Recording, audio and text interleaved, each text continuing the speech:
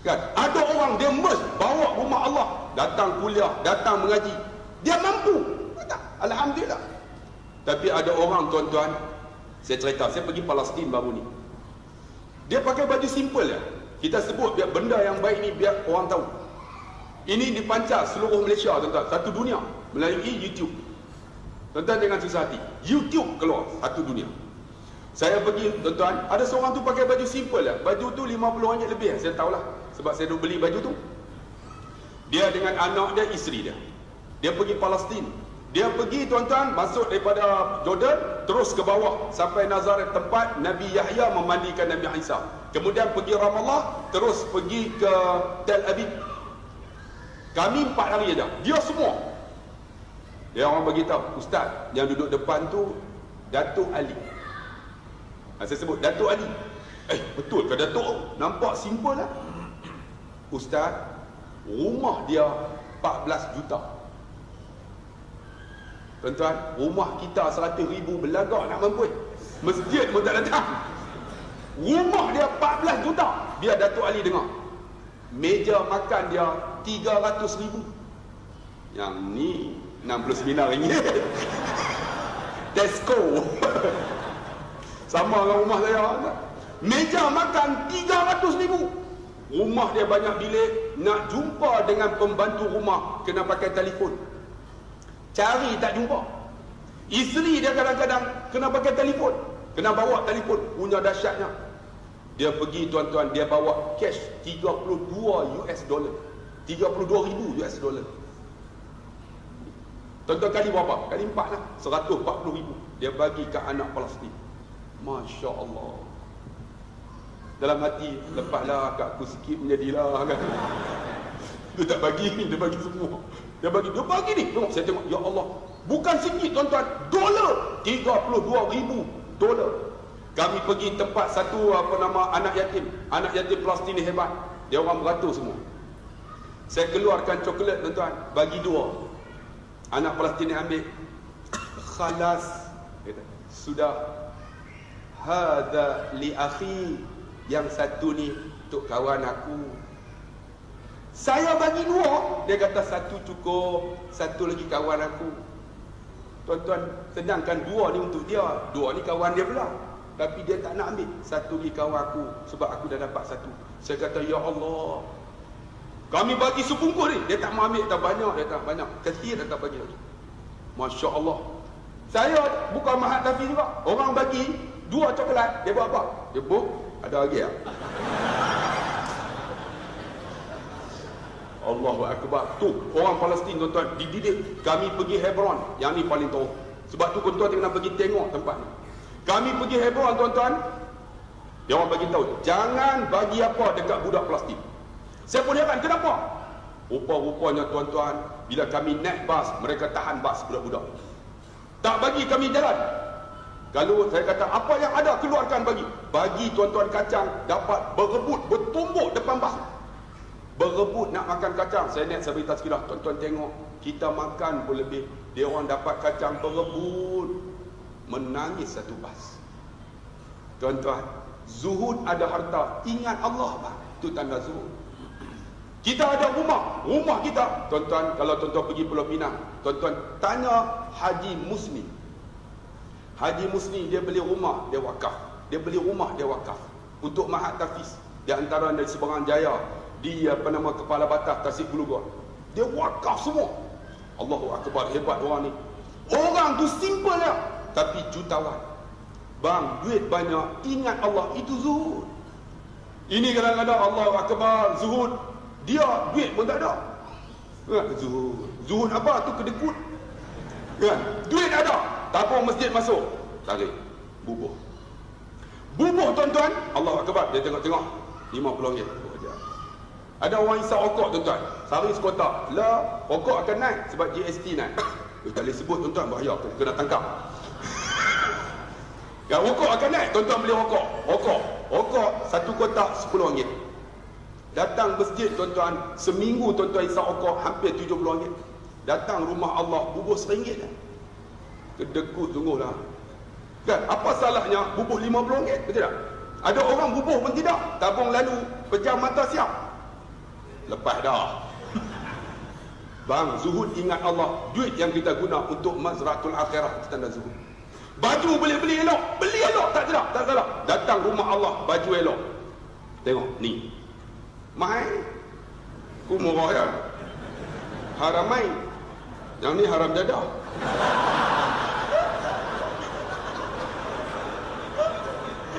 Belum datang ku kontam dulu. Round kedua fikir ku kena teruk ya. Ni haram main, 60 lah, 60, murah pun 55 tu kan. Apa salahnya dia pakai baju, dia datang rumah Allah. Ini dah zuhud. Makin dah. Kan? Apa salahnya? Tengok abang kita zuhud. Relax kan tengok. Seluar jeans, baju t-shirt. Itu anak muda, style baru. Nampak? Dulu mana ada anak muda datang rumah Allah? Betul tak? Sekarang Alhamdulillah tengok, anak muda ramai. Saya tak nampak semua tua. Semua muda. Alhamdulillah nampak. Dia orang datang macam ni. Dia kata apa? Datang tengok pakai t-shirt. Bang, ini tanda zuhud. Baju dia pergi kerja, baju ini datang rumah Allah. Hebat tak? Mandi. Dia mandi dah. Alhamdulillah, itu tanda zuhud tidak? Kita pergi kerja dengan baju tu, kita datang rumah Allah macam tu. Wahai anak muda, ini zuhud. Ini pergi kerja, hebat, datang rumah Allah, seluar, spender pun tak pakai. Pakai tak? Tak pakai. Tak pakai. Oh betul. Abang, pergi kerja pakai spender, datang rumah Allah tak pakai. Kenapa? Selesa. Apa salahnya pakai smart ni tak? Tuan-tuan tengok pergi Turki, dia orang sembahyang pakai tie. Pakai tie.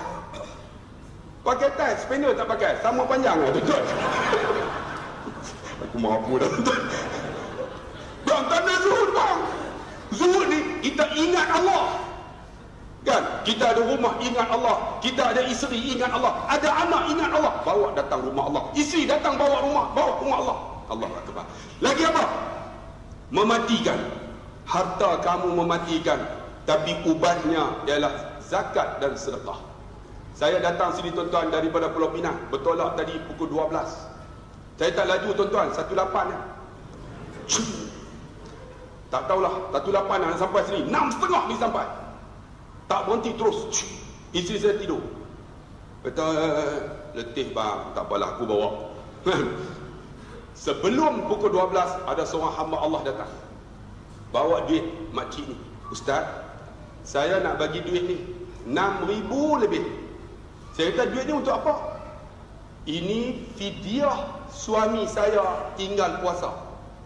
Saya kata saya tak layak terima. Dia ingat ustaz ni apa saja duit terima. Saya kata saya tak layak terima. Ustaz ni duit ustaz, tanya apa? Fidyatun ta'amun miskin. Fidyah ni untuk orang miskin. Anak murid saya bukan orang miskin. Anak murid saya orang kaya. Cuma ada 5-7 orang anak yatim. Tu semua disponsor dah. Kalau boleh bagi makan orang miskin. Ustaz ni duit ni. Duit dah duit, dia kata. Aku tak mau terima. Dia kata, saya tak pernah jumpa ada orang tak mau terima duit. Saya kata, bang, makcik, kita nak bagi pun biar salonnya betul. Ni, sebelum saya tolak ke Palestin, ada orang main, tulis cek 60,000. Saya tanya dia, abang, duit ni dari mana? Ustaz, ambil sudah. Saya tanya, duit dari mana? Ambil dah. Cakap betul-betul. Ustaz, ni interest bank. Interest bank. Saya kata 60,000. Ambil balik, aku tak mau. Ustaz, 60,000 Ustaz. Apa ni ingat aku mata duit dah. Tak mau ambil balik. Ustaz, buat apa? Saya tak mau. Biar sedikit pun tak apa, halal ma'atafi saya akan terbangun sampailah saya mati, dan setelah itu akan dibangun semula oleh orang lain. Campur 60,000 ni, tengoklah setahun dia tutup ma'atafi saya. Ambil balik, saya tak mau, saya kata. Senyap dah. Ustaz ni duit 60,000. Dalam hati 60,000. Tapi tak, aku tak terima. 60,000. 60,000 mah. Macam tak ada bang. Tak ada, saya cek betul-betulnya. Hang bagi interest, tak ada terima dah. Duit nak bagi elok lah bang. Maaf tapi saya tuan-tuan, dia orang bawa makanan yang mana? Yang buat kenduri. yang dah habis dah. Orang utara kata kemaruk. Abang Razi tahu no? Kemaruk ni hak yang dah habis dah tu, dia punya gulai dah timbul tu, buih dah. Ustaz bagi makan, saya ambil semua, saya buang. Saya kata hampa nak bagi Mahat Tahfiz makan untuk pelajar-pelajar hafal Quran, yang benda yang hampa tak nak makan bagi kat kami, yang layak untuk Mahat Tahfiz makan, ambil balik, aku buang semua. Nak bagi yang pukul 12 tengah hari tu, orang sedap makan, tu bagi kat kami. Itu kamu nak? Tuan-tuan, harta kita mematikan, zakat kita, sedekah kita menghidupkan kita. Bang, ada orang sanggup wakaf hampir 5 ekar tanah untuk Mahat Tahfiz. Allahu Akbar. Bila tanya dia, kenapa wakaf ini? Kalau aku tinggal, anak aku akan berebut, dia kata. Mungkin tak ingat aku. Tapi mereka hafal Quran, selagi mana ada Mahat Tahfiz ini, aku senang dalam alam barzah. Harta kita mematikan, tetapi sedekah dan zakat kita menghidupkan.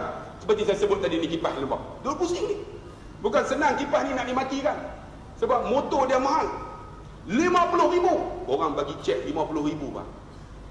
Kita nak keluar 50 sen pun kedekut. Allahu Akbar. 50,000. Allah. Sebab tu tuan-tuan, lagi apa? Mematikan. Ucapan ini mematikan manusia. Tetapi seperti kata Dr. Izhar, zikrullah itu menghidupkan kita. Apa zikrullah yang terbaik? Tuan-tuan, tengok lepas sembahyang kita selalu sebut la ilaha illallah wahdahu la syarikalah lahul mulk wa lahul hamdu yuhyi wa yumiit wa huwa ala kulli syai'in qadir. Tuan-tuan, Dr. Aid kata, sesiapa yang berzikir ini 100 kali pagi, 100 kali petang, Allah bagi dekat dia 4 keistimewaan. Bang, pagi-pagi bang, zikirlah. Ini menghidupkan kita bang. La ilaha illallah wahdahu la syarikalah lahul mulk wa lahul hamdu yuhyi wa yumiit wa huwa ala kulli syai'in qadir. Sebut tak? Sebutlah. Kalau tak boleh 100, 10. Kalau tak boleh 10, 3 kali. Apa dia? Kata Dr. Ain, pertama, siapa yang sebut zikir ini, kalau 100 kali, Allah bagi 100 kebaikan pada hari itu. Kebaikan macam mana? Wah, rezeki. Kita tak bergaduh dengan bini, dan anak kita hormat kita, kita berjalan elok aja, tak ada masalah. Di pejabat kita tak tension, itu kebaikan Tuhan bagi. Lagi apa? Allah angkat 100 kejahatan yang akan timpa kita. Kita bawa motor, orang nak langgar kita, boom, motor kita hancur, kita turun relax lah. Relax lah. Sebab tu orang accident ni jaga tuan-tuan. Kadang-kadang membawa berita yang tak betul. Sebab pernah berlaku tuan-tuan, boom, saya accident, kereta saya tuan-tuan terpusing, hancur. Saya keluar aja relax, alhamdulillah selamat. Orang datang tak jumpa saya, dia orang pun tanya, tak kenal ni yang accident tu saya. Dia orang tengok-tengok, mana mayat tu? Kereta turun, mati bang. Dia tengok pun tidak, tanya saya pun tidak. Orang tanya dia, kereta tu turun, mati tak? Mati. Tadi bawa dengan ambulan. Dia tengok pun tidak, saya duduk sebelah. Dia beritahu dekat dia ni. Orang datang pula, tanya pula yang tadi tu, macam mana? Bukan mati, putih kepala. Akhirnya hampir tak ada apa berita tuan-tuan. Bang, kalau tak tengok jangan buat cerita. Ni Allah selamat kita, accident Allah selamat, itu Allah angkat kejahatan kita. Saya pernah tuan-tuan cerita, bangun subuh, solat subuh berjamaah, kemudian naik kereta, naik motor. Masa tu tuan-tuan, saya dah lewat subuh, lewat kami pergi sekolah, lewat lah. Dia kata, ya Allah, lewat aku ni.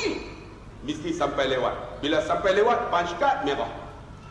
Ya Allah, motor saya ni, minyak ada tak ada, meter sama ya. Tak bergerak tuan-tuan. Cikgu bukan gaya apa kan. Saya tahu lah, mesti minyak tak ada sampai punya. Sebab aku tak bubuh minyak. Baru ni tak bubuh. Allah lupa. Ya Allah, aku sembahyang subuh ya Allah, aku berzikir ya Allah tadi ya Allah, kau bagi aku sampai ya Allah. Kita gunakan amalan kita untuk bertawassul. Seperti mana ahli gua, ingat tak? Ya Allah tolong ya Allah, bagi sampai ya Allah. Nanti pas kat aku merah ya Allah, tolong. Tak payah tengok dah, buat tak tahu. Elok-elok, tiba-tiba mati. Rupanya mati depan stesen Petronas. Alhamdulillah. Tolak tolak bom minyak. Elok ngam-ngam 7.5. Saya pun pak 7.30. Tuan-tuan, kenapa? Kerana zikrullah. Bang, kalau akhirat dunia buat macam ni, akhirat takkan Tuhan tak bantu. Saya cerita. Ingat tak Amru al-As? Di saat dia nak mati ni, anaknya nama Abdullah bin Amru. Amru dalam nazar, wahai bapakku, kamu jamin syurga Allah, jangan menangis. Lalu kata Amru, wahai anakku Abdullah. Abdullah ni umur 76 tak kahwin, tuan-tuan. Sebab apa? Sebab dia sibuk dengan ibadat. Lalu dia kata, kamu kata macam tu untuk menenangkan aku. Sebenarnya aku menghadapi 3 keadaan. Keadaan macam mana bapakku? Yang pertama, aku hidup zaman Nabi. Aku benci Nabi sehingga Nabi hantar Ja'far At-Tayyar, Ja'far bin Abi Talib berhijrah ke Habsyah. Aku juga dihantar puak Quraisy untuk pergi Habsyah menghasut Najasyi, membunuh Ja'far. Aku benci Ja'far. Akhirnya aku kalah dalam perdebatan. Aku benci Nabi. Kalau aku jumpa Nabi, aku bunuh dia. Tapi tak sempat jumpa. Kalaulah aku mati masa tu, aku jamin neraka. Tapi Allah panjang umur aku sampai zaman Nabi SAW membuka Fathul Mekah. Aku lepas tu baru masuk Islam. Ketika aku masuk Islam, aku masuk ke Masjid Nabawi. Nabi duduk, aku pergi, ya Muhammad, sebab belum masuk Islam. Kalaulah aku memeluk Islam, apakah Tuhan ampun dosa? Lalu Nabi kata, wahai Amru, kalau kamu menyebut la ilaha illallah wa ana Muhammad Rasulullah, Allah ampun dosa kamu yang lalu. Aku duduk depan Nabi, lutut aku bertemu dengan lututnya. Aku cium tangannya. Pada ketika itu aku tak boleh tengok wajahnya, kerana wajahnya terlalu berseri. Kalau kamu tanya macam mana wajah Nabi, aku tak boleh cerita. Kalaulah aku mati masa tu, aku jamin syurga. Tapi Allah panjang umur sampai zaman kamu, wahai Abdullah. Aku buat penipuan dalam peperangan Siffin. Aku letakkan Quran, menyebabkan Muawiyah menang dengan tipu helah aku. Banyak dosa aku buat. Kalau aku mati sekarang, aku jamin neraka Allah.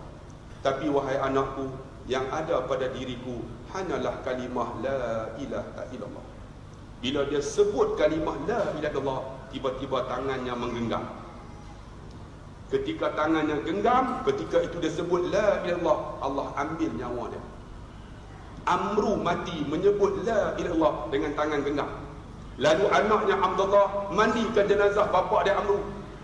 Mandi, tuan-tuan, biasalah bukalah tangan ni. Bila buka, tangan tu genggam semula. Buka genggam. Lalu dimandi dengan tangan genggam, dikiam dengan tangan genggam, dikapan dengan tangan genggam, disembahyang dengan tangan bergenggam, lalu dikebumi dengan tangan bergenggam. Sahabat yang lain tanya, wahai Abdullah, tak patut kamu buat ni, seorang sahabat Nabi, kamu kebumi dia dengan tangan genggam. Apa kata Abdullah? Sesungguhnya bapakku Amru al-As, dia mati dengan menggenggam kalimah la ilaha illallah. Bang, zikrullah bang, la ilaha illallah wahdahu la syarikalah, lahul mulk wa lahul hamdu yuhyi wa yumiit wa huwa ala kulli syai'in qadir. Dibekal kita bang. Inilah ubat kita untuk hati kita, jiwa kita. Kita jamu jasmani dengan makan. Makan pagi makan. Ada tak zikrullah? Bangun pagi, isteri kita orang Indonesia, bong, hari ini apakah kita bisa makan? Boleh makan tak? Bangun kedua, ini orang biasa sikit, bong, hari ini kita mau makan apa? Tidak. Tuan-tuan ada kategori tu tak? Yang ketiga, macam tuan-tuan lah, bong, hari ini kita mau makan di mana? Tidak. Ada. Ataupun yang tu, yang tinggi sikit, menteri-menteri, isteri-isteri menteri, Perdana Menteri, bong, hari ini kita mau makan siapa?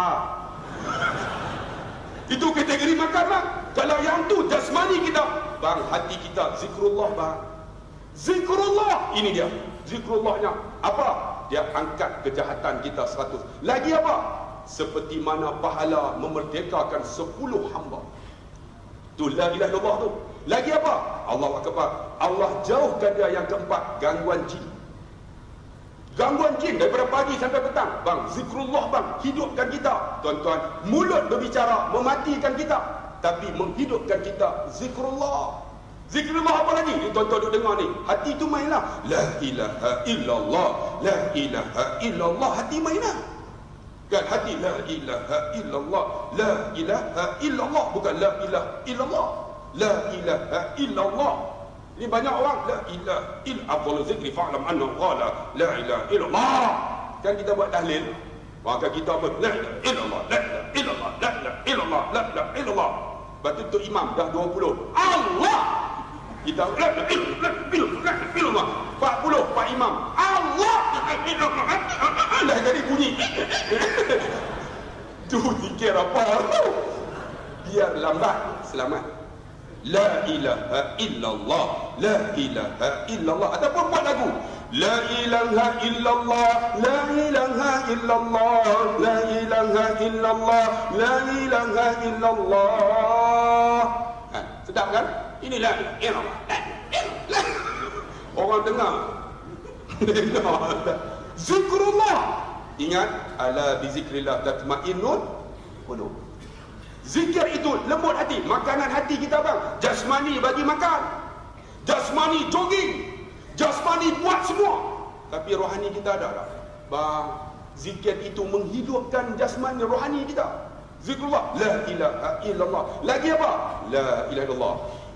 Subhanallah, alhamdulillah, la ilaha illallah, Allahu akbar, la haula wala. Dalam Tanbih wal Filin sebut, sesiapa yang menyebut 5 zikir ini, 5 pohon syurga. Sebab tu saya baru ni bawa pergi umrah, saya bagi tahu dia orang, ikut saya, jangan cakap, kalau cakap kurang pahala. Saya kata ikutlah, dia apa ikutlah. Subhanallah, subhanallah, subhanallah, subhanallah, semua pakai ikut. Sampai kat rukun yang mana? Rabbana atina, semua pakai ikut. Kedua, subhanallah, alhamdulillah, alhamdulillah, alhamdulillah, tak boleh jalan. Arab stop. Saya kata tarik, tarik, tarik. Tarik tu bagi jalan, dia pun pakai ikut. Tarik, tarik. Mangkuk ajun. Habis tu saya tanya, kenapa ikut saya? Dah ustaz suruh ikut. Saya kata tarik tu bagi jalan, mana Allah minta. Kan? Ni senang aja. Subhanallah, alhamdulillah, la ilaha illallah, Allahu akbar, la haula wala. Kemudian apa? Allahumma shalli ala Muhammad, astaghfirullahalazim.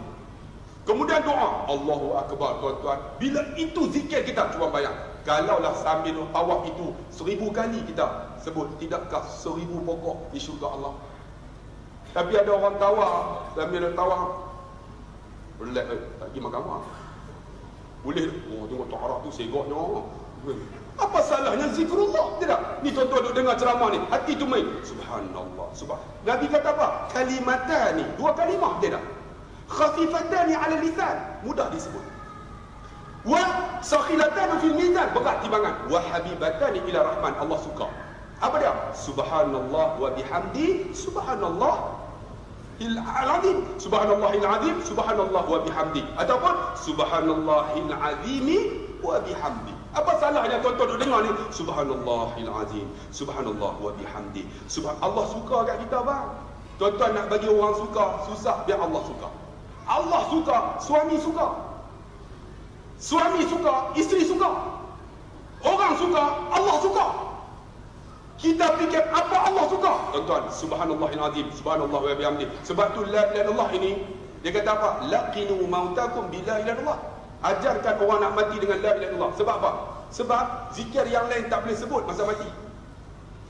Mulut dah keras, mata terbeliak. Masa tu kita ajar dia, alhamdulillah, subhanallah, boleh sebut tak? Kawan tak boleh dah. Tak boleh sebut sebab nak muncul mulut tak boleh dah. Kena muncul subhanallah, Abdullah, Allah akbar, tak boleh. Tapi la ilaha illallah tak perlu menggerakkan lagu. La ilaha illallah. Nampak? La ilaha illallah ini memang sesuai diajar masa nak mati. Tapi kalau hidup tak pernah sebut la ilaha illallah, boleh sebut kan dalam mati, so nak mati so. Allahu akbar kena bergerak mulut, tapi la ilaha illallah tak perlu. La ilaha illallah. Nah, cuba kita sebut mak. Nak mati tu. La ilaha illallah. Ni la ilaha illallah ajar ketika nak mati. Sebab apa? Itu paling mudah. Sebab tu tuan-tuan sebutlah kalau nak bagi Allah suka. Allah suka, orang suka. Isteri kita marah, subhanallahil azim, subhanallah wa bihamdi. Kita bahagia dengan isteri.